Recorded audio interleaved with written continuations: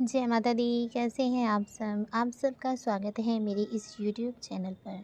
आज का जो टॉपिक है वो ये है कि माँ काली परीक्षा क्यों लेती हैं, क्योंकि बहुत से कमेंट ऐसे आते हैं और व्हाट्सएप पर मैसेज भी ऐसे आते हैं कि हम माँ काली की पूजा करते हैं। लोग कहते हैं कि माँ काली की जहाँ पूजा होती है वहाँ पर कभी कोई नेगेटिविटी नहीं रहती है, वहाँ पर कभी दुख दरिद्र नहीं रहते हैं। परंतु जब से हमने माँ काली की सेवा आराधना शुरू की है तब से हमारे घर में ऐसी ऐसी बाधाएं होने लगी हैं कि हमें लगता है कि माँ काली हमारे साथ नहीं है। तो उन्हीं के जवाब के लिए मैंने आज का ये वीडियो तैयार किया है। जल्दी से मेरे चैनल को सब्सक्राइब कीजिए, बेल आइकन दबाइए ताकि मेरे द्वारा अपलोड की गई हर वीडियो की नोटिफिकेशन आपको मिल सके। चलिए बढ़ते हैं वीडियो में आगे। चिरकाल से ही होता क्या आया है कि जब भी कोई मनुष्य भक्ति में आगे बढ़ता है तब उसकी परीक्षाएं होती हैं। परीक्षाएं प्रहलाद की भी हुई थी, परीक्षाएं राजा हरिश्चंद्र की भी हुई थी, और भी बहुत से ऐसे महापुरुष हुए हैं जिनकी परीक्षाएं हुई हैं। जैसे ध्रुव की भी परीक्षा हुई है ना। तो परीक्षाएं तो होती हैं। आप राजा हरिश्चंद्र जितने महान नहीं हैं, लेकिन परीक्षा तो राजा हरिश्चंद्र की भी हुई थी। आप प्रहलाद जितनी कठोर तपस्या नहीं कर रहे हैं, लेकिन प्रहलाद ने तो इतनी कठोर तपस्या की थी, फिर भी उनकी परीक्षा हुई थी। ध्रुव जो थे वो 5 वर्ष की आयु से ही तपस्या कर रहे थे और परीक्षा उनकी भी हुई थी। हालांकि वो सौम्य शक्तियों की आराधना करते थे, जैसे भगवान विष्णु सौम्य शक्ति हैं, तो वो भगवान विष्णु की आराधना करते थे, तब भी उन्हें परीक्षाएं देनी पड़ी। और आप माँ काली की आराधना करते हैं और माँ काली बहुत ही उग्र शक्ति है, और माँ का प्रादुर्भाव जो हुआ था वो असुरों का नाश करने के लिए हुआ था। आज के जो समय है उस समय में असुर है। अब आप कहेंगे कि हमने तो कभी असुर नहीं देखे। आप अपने आप को देखिए, आपके अंदर जो काम क्रोध लोभ मोह अहंकार है ये असुर ही है। आपके अंदर जो रोग हैं वो असुर ही हैं। आपने अगर किसी से कर्जा लिया हुआ है ये असुर ही है।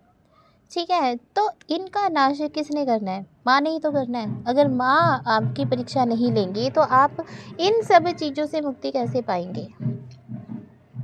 माँ का आहार क्या है? आप जितना मर्जी भगवती को भोग लगा दीजिए, लेकिन अगर आपने अहंकार को माँ को समर्पित नहीं किया तो माँ को भोग अधूरा है।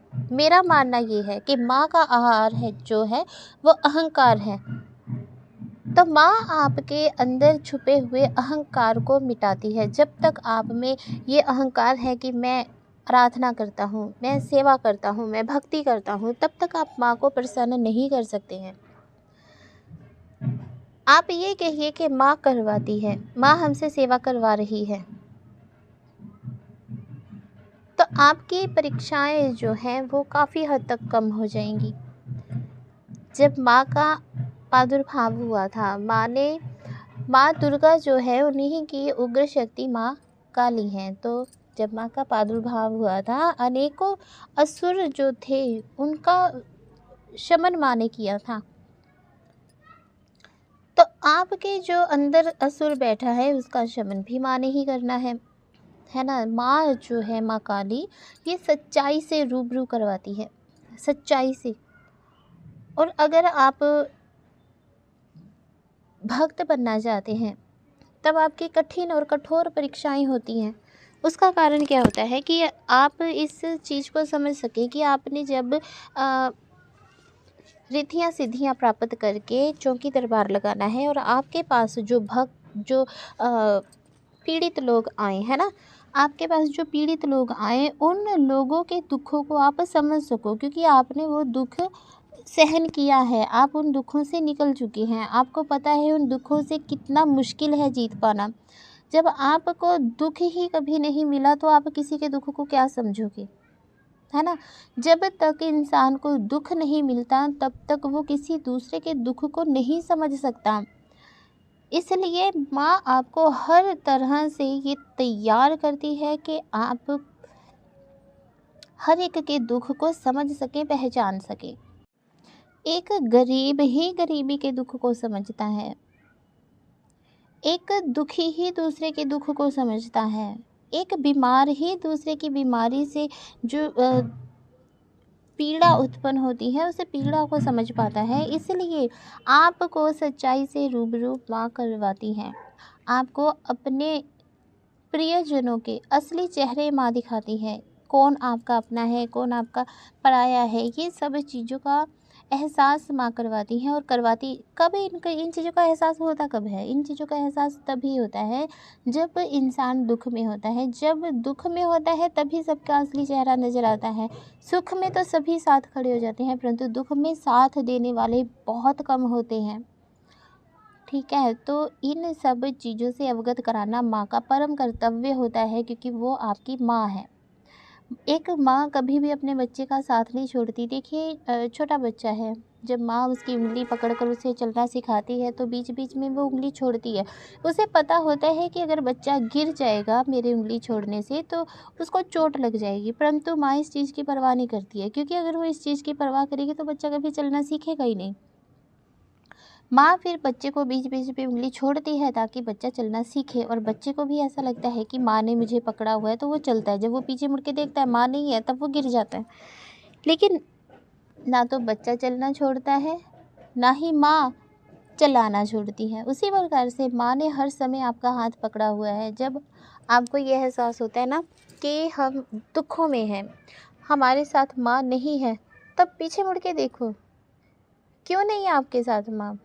अरे आप दुखों पर विजय प्राप्त कर रहे हैं, माँ आपको जीत दिला रही है, तो क्यों नहीं है माँ आपके साथ? अगर आपकी परीक्षाएं हो रही हैं तो इसका अर्थ सीधा सा यही है कि माँ चाहती है कि आप अगले पड़ाव में पहुँचो, आपकी भक्ति जो है वो अगले पड़ाव में पहुँचे। इसलिए माँ आपकी परीक्षाएं ले रही हैं। जब परीक्षाएं ही नहीं होंगी तब आप अगले पड़ाव में कैसे पहुँचेंगे? बहुत से लोग ऐसे हैं जो भक्ति करते रहते हैं, बस जीवन ख़त्म हो जाता है, मंत्रोच्चारण करने में लगे रहते हैं, परंतु कभी उन्हें अनुभव ही नहीं होते, कभी उनकी परीक्षाएं ही नहीं होती।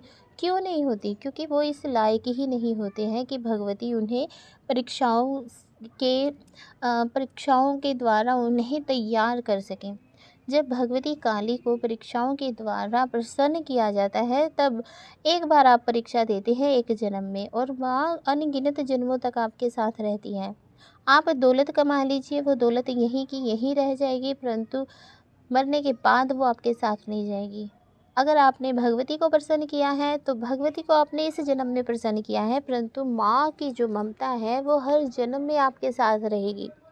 बहुत से लोग कहते हैं कि हम माँ काली को मानते नहीं हैं, हम माँ काली को पूजते नहीं हैं, फिर भी हमें माँ काली स्वप्न में दिखाई देती है। तो उसका कारण यही होता है कि हो सकता है आपने प्रारब्ध में अपने पिछले जन्मों में माँ की वंदना की हो, माँ की भक्ति की हो, इसलिए उनकी कृपा इस जन्म में भी आपके साथ है। ये सीधा सा संकेत यही होता है। माँ काली परीक्षाएं उन्हीं की लेती है जिन पर माँ काली अपनी कृपा दृष्टि बनाना चाहते हैं, जिन्हें माँ समझती है वो इस लायक है कि वो अब अगले अपनी मंजिल तक पहुँचे। जिन्हें माँ अपनी शक्तियाँ देना चाहती हैं उन्हीं की माँ परीक्षा लेती हैं, अन्य लोगों की परीक्षाएं नहीं लेती हैं। माँ उन्हीं की परीक्षाएं लेती हैं जिनके लिए माँ ये सोचती हैं कि इसका पूरी दुनिया में नाम होना चाहिए, शोहरत होनी चाहिए, इसे हर वो चीज़ मिलनी चाहिए जिसके ये काबिल है। ठीक है। हाँ, एक बात और है, परीक्षाएँ उन लोगों पर भी संकट आने शुरू हो जाते हैं जो गलत तरीके से भगवती की आराधना करते हैं या जो तामसिक रूप से माँ को चलाना चाहते हैं। उन लोगों की भी परीक्षाएँ होती हैं जो गलत मंत्रोच्चारण करते हैं, उनके जीवन में भी संकट आते हैं। तो इसलिए आपने जब भी माँ काली का कोई भी मंत्रोच्चारण करना है अपने गुरु से संपर्क किए बिना नहीं करना है, क्योंकि संकट फिर आएंगे ही आएंगे। फिर आप कहोगे कि माँ काली की सेवा की, माँ काली का मंत्रोच्चारण किया इसलिए ऐसा हुआ। माँ कभी भी दुख नहीं देती है। अगर आपके साथ कोई ऐसी अप्रिय घटना घटित हो रही है तो इसके दो कारण हो सकते हैं, या आपके मंत्रोच्चारण में कमी है, गलत प्रयोग कर रहे हैं आप मंत्र उच्चारण का, तो या आपके लिए भगवती ने बहुत ही उच्च पदवी सोच समझ कर रखी हुई है जिसे वो आपको देना चाहती हैं और आपको उस पदवी के ही लायक बना रही हैं। देखिए, आज के समय में यूट्यूब पर बहुत से ऐसे महारथी बैठे हैं जो माँ काली की चौकी दरबार चला रहे हैं। कभी ना कभी तो उनकी भी परीक्षाएँ हुई हुई होंगी, तभी आज पूरी दुनिया में उनका नाम है। और वहीं कुछ लोग ऐसे भी हैं जो माँ काली की सेवा आराधना करते हैं, काफ़ी समय से कर रहे हैं, लेकिन उनको कोई जानता ही नहीं है। तो इसका कारण यही होता है। इसलिए अगर आपकी परीक्षाएँ चल रही हैं तो डरने की, घबराने की ज़रूरत नहीं है। ये जो समय है परीक्षाओं का, ये भी बीत ही जाएगा।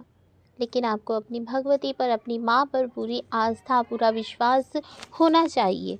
अगर आपको विश्वास नहीं है, आस्था नहीं है, तो इतनी भक्ति करने का या परीक्षाएँ देने का कोई लाभ नहीं है, है ना? तो इसलिए आपको घबराना नहीं है। जितना ज़्यादा हो सके अपने गुरु से संपर्क कीजिए और जितना ज़्यादा हो सके अपने मंत्रों को बढ़ा दीजिए। माँ काली की भक्ति को और दूना कर दीजिए। साथ में एक बात मैं और कहूँगी आपसे कि आप अगर माँ काली की सेवा आराधना करते हैं और आपकी परीक्षाएँ चल रही हैं, तो ऐसे में अपने गुरु से आज्ञा लेकर भगवान भोलेनाथ की भी आराधना शुरू कीजिए। दूसरा, अगर आपको माँ काली की मंत्र उच्चारण करने के पश्चात बहुत अत्यधिक वेग चढ़ता है, तो जय श्री राम का जाप भी 108 बार किया कीजिए। इससे भी आपको लाभ होगा। या फिर आप गायत्री मंत्र भी कर सकते हैं। किसी न किसी वेद पुराण को ज़रूर पढ़ा कीजिए ताकि आपको सच्चाइयाँ पता चल सकें। पूजा पाठ की सच्चाइयाँ क्या हैं, क्या होता है, क्यों होता है, किस लिए होता है, उद्देश्य क्या है, सब के बारे में आपको जानकारी मिलती रहेगी। तो इसलिए अपने धर्म से जुड़े रहने का मतलब ये नहीं है कि आप सिर्फ़ चौकी दरबारों में ही घूमते रहें। वो ठीक है, आप जहाँ जाते हैं जाइए, उसमें कोई दिक्कत मुझे तो नहीं है। लेकिन इतना मैं ज़रूर कहूँगी कि आप अपने वेदों पुराणों को मत छोड़िए, अपने वेद पुराण भी पढ़िए। बहुत लाभकारी होते हैं और बहुत से दुखों का निवारण भी करते हैं।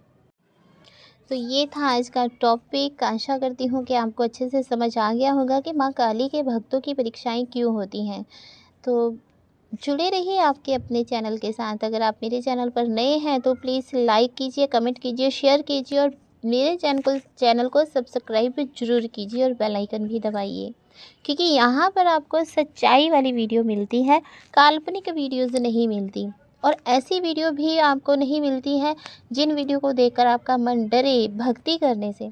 आपको यहाँ पर ऐसी वीडियोज़ मिलती हैं जो आपको भक्ति की तरफ धकेलती हैं। तो इसलिए आप ज़रूर मेरे चैनल को सब्सक्राइब कीजिए। जय माता दी, खुश रहिए, खुशहाल रहिए।